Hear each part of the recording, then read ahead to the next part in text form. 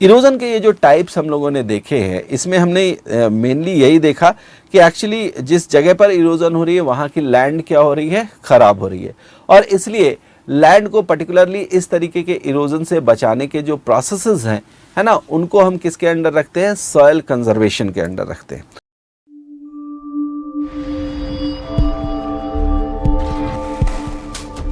Right duty.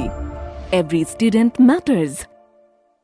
Soil conservation क्या है, protection of top soil from extensive erosion. जितने तरीके का इरोजन हो रहा है उससे अगर हम टॉप सॉइल को बचा पाए, है ना, टॉप लेयर ऑफ सॉइल को बचा पाए, तो इसी को हम कहेंगे कि ये सॉइल कंजर्वेशन है। कंजर्वेशन के जो मेथड्स है वो कई सारे हम यूज़ कर सकते हैं। मैंने जितने भी रीजंस बताए हैं आपको ऊपर, चाहे वो मैनमेड फैक्टर्स के अंडर आ रहे हों या नेचुरल फैक्टर के अंदर आ रहे हों, उसमें हमें ध्यान रखना है कि जिस रीज़न से वो इरोजन हो रहा है, हमें उस रीज़न को या तो ख़त्म कर देना है या मिटिगेट करना है, उसे कम करने की कोशिश करनी है ताकि इरोजन कम से कम हो और सॉइल को हम ज़्यादा से ज़्यादा कंजर्व कर पाए। ठीक है, तो यहाँ पर जो फर्स्ट मेथड है सॉइल कंजर्वेशन का वो है contour ploughing. Contour ploughing generally जो है वो आप कहते हैं कि सेम हाइट पर, कॉन्टूर्स का मतलब होता है कि सेम हाइट पर ड्रॉ की जाने वाली लाइन, जो कि हम मैप वर्क में यूज़ करते हैं ये टर्म। ठीक है, तो अगर आप किसी जेंटल स्लोपिंग रीजन में है या हिली एरिया में है तो वहाँ पर आप स्लोप के अलोंग फ्लोइंग ना करके, है ना, स्लोप के परपेंडिकुलर अगर फ्लोइंग करें और ख़ासतौर से सिमिलर हाइट पर जो है वो फ्लोइंग करते चले, तो इस तरह की प्लॉइंग को हम क्या बोलेंगे, कंटूर प्लॉइंग बोलेंगे। जैसा कि आप यहाँ पर इस तरीके से देख पा रहे हैं, ये जो सामने आपको डायग्राम दिख रहा है, इस डायग्राम में जो लाइंस ड्रॉ हैं, है ना, इस तरीके से जो लाइंस ड्रॉ कर रखी हैं, ये एक्चुअली एक जेंटल स्लोपी रीजन है जहाँ पर सिमिलर हाइट पर दूर दूर तक जो है वो प्लॉइंग करके वहाँ पर क्या किए गए हैं, क्रॉप्स लगाए गए हैं। ठीक है, तो इस तरह की प्लॉइंग को हम कंटूर प्लॉइंग बोलेंगे। आप देखें, this method is practised in hilly areas. एक तो ये याद रखना है कि कंटूर प्लॉइंग हम कहाँ कर पाते हैं, हिली एरियाज में कर पाते हैं। क्या है, it refers to ploughing along the contour lines, that means what, the lines which are drawn at the same height, है ना। जब सेम हाइट पर आप अलग अलग लाइंस ड्रॉ कर लेते हैं तो इनको आप कॉन्टूर्स बोलते हैं। और कॉन्टूर प्लॉइंग में आप प्लॉइंग कैसे कर रहे हैं, कंटूर के अलोंग कर रहे हैं, instead of up and down the slope, है ना। ना तो ऊपर जाते हुए प्लॉइंग करें ना नीचे आते हुए प्लॉइंग करें, आप कैसे करें, इस तरीके से कॉन्टूर्स पर, है ना। तो इस तरह की प्लॉइंग को आप क्या बोल रहे हैं, कॉन्टूर प्लॉइंग बोलते हैं। इससे होगा क्या, it helps in reducing the force of running water, जो रनिंग वाटर का फोर्स है, क्योंकि अगर आप अप या डाउन स्लोप में आप प्लॉइंग करते हैं तो रनिंग वाटर के लिए एक पैसेज बन जाएगा, जिससे रनिंग वाटर और तेजी से निकलेगी और वो फर्दर सॉइल को इरोड करने का काम करेगी।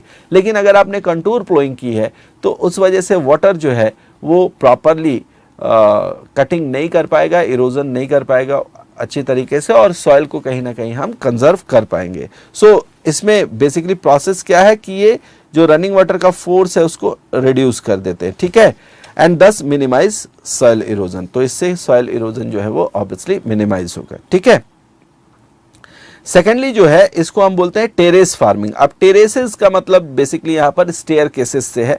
आप देखें कि आप सीढ़ियों की तरह ना, स्टेयर्स की तरह जो है अगर जमीन काट काट कर स्लोप पर जो है वो फार्मिंग कर रहे हैं, तो इस तरह की फार्मिंग को आप बोलते हैं terrace farming. It refers to construction of steps और terraces on hill slopes which can control the force of running water. ठीक है, एक तो कंटूर प्लॉइंग आपको बताया हिली एरियाज में होगा, उसी तरीके से आप टेरेस फार्मिंग भी जो करेंगे वो जनरली हिल स्लोप्स पर ही करेंगे, है ना, हिल स्लोप्स पर ही करेंगे। यानी ये भी हिली एरियाज में सॉइल कंजर्वेशन का एक बेहतर मेथड है। ठीक है, इसमें भी उसी तरीके से आप कह सकते हैं कि जो अलग अलग स्टेप्स बनाए हैं या टेरेसेस बनाए हैं, तो उन टेरेसेस पर वाटर आके क्या होगा, थोड़ी देर ठहरेगा।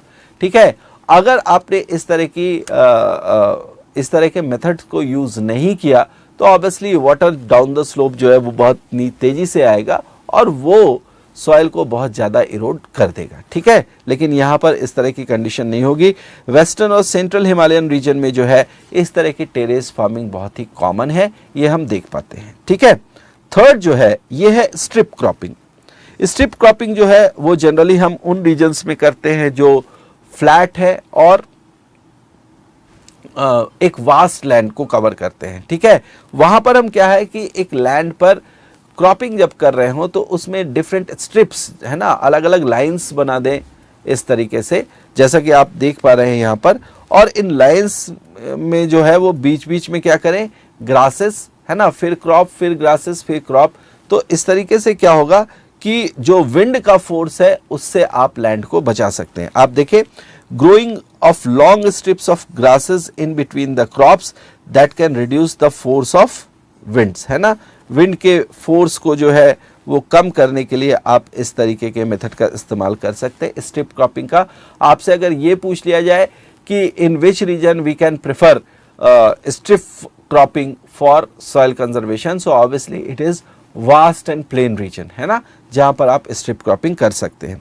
फोर्थ मेथड क्या है, फोर्थ मेथड है शेल्टर बेल्ट्स का फॉर्मेशन। शेल्टर बेल्ट्स भी जनरली वेव्स और विंड्स से जो है वो लैंड को बचाती हैं। और शेल्टर बेल्ट्स में हम क्या करते हैं कि ऊंची ऊंची और डेंस ट्रीज को की एक लाइन जो है वो फील्ड के या लैंड के चारों ओर डेवलप कराते हैं। और इसकी वजह से ये जो ट्री का बैरियर बन गया एक तरीके का, वो बैरियर विंड एक्शन को कहीं ना कहीं रिड्यूस करेगा, जिससे लैंड जो है वो पर्टिकुलरली विंड इरोजन से बच पाएगा। देखिए क्या है, shelter belts refers to planting of rows of trees in coastal or desert areas to control the action of waves and winds, है ना। अगर कोस्टल एरियाज की बात है तो वहाँ सी वेव्स से बचा सकते हैं, क्योंकि इस तरीके के जो ट्री शेल्टर हैं वो वेव्स की जो फोर्स है उसको कहीं ना कहीं रिड्यूस करने का काम करेंगे। उसी तरीके से डेजर्ट एरियाज में वास्ट डेजर्ट लैंड है, और अगर आपने उस वास्ट डेजर्ट लैंड को चारों तरफ से ट्री का जो शेल्टर है उसको बनाकर कवर कर रखा है, तो ऑब्वियसली ये विंड एक्शन को कहीं ना कहीं रिड्यूस करने का काम करेंगे, जिससे डेजर्ट एरिया में जो लूज सॉइल है उस पर विंड का जो इफेक्ट होगा वो बहुत ज़्यादा नहीं हो पाएगा। तो इससे वहाँ की जो सॉइल है वो कंजर्व हो पाएगी। In desert it helps in stabilisation of sand dunes. आपको पहले भी बताया था कि सैंड ड्यून्स जो हैं वो बेहतर रीजन हो सकते हैं क्रॉप कल्टीवेशन के लिए या वेजिटेशनल ग्रोथ के लिए, बट सैंड ड्यून्स क्या होते हैं, परमानेंट नहीं हो पाते। परमानेंट इसलिए नहीं हो पाते क्योंकि एक बार सैंड ड्यून बना तो दोबारा विंड एक्शन के थ्रू वो सैंड ड्यून वहां से हट सकता है। If we want to stabilise that sand dune, so in that process shelter belts help, है ना। वहां पर क्या होगा कि अगर सैंड ड्यून बन रखा और आपने चारों तरफ जो है वो ट्री शेल्टर जो है वो ग्रो कर रखे हैं, तो इसकी वजह से विंड एक्शन मिनिमाइज होगा, और विंड एक्शन के मिनिमाइज होने से कहीं ना कहीं जो सैंड ड्यून है वो स्टेबलाइज हो पाएगा। राजस्थान के इलाके में जो इंडिया का डेजर्ट रीजन है वहाँ पर इस तरीके के जो मेथड्स है उनको अपनाया जाता है। आप इस डायग्राम में देख सकते हैं कि किस तरीके से डेजर्ट लैंड के या एरिड लैंड के चारों ओर जो है वो इस तरीके से ट्री क्रॉप जो है वो ट्रीज का जो शेल्टर बेल्ट है वो बनाया गया है। तो ऑब्वियसली अगर इस साइड से विंड आएगी, है ना, तो वो विंड का एक्शन इस लैंड पर नहीं होगा जो ये वाला लैंड है। क्यों? क्योंकि कहीं ना कहीं ट्रीज विंड के फोर्स को मिनिमाइज करेंगे, उसको रिड्यूस करने का काम करेंगे। ठीक है,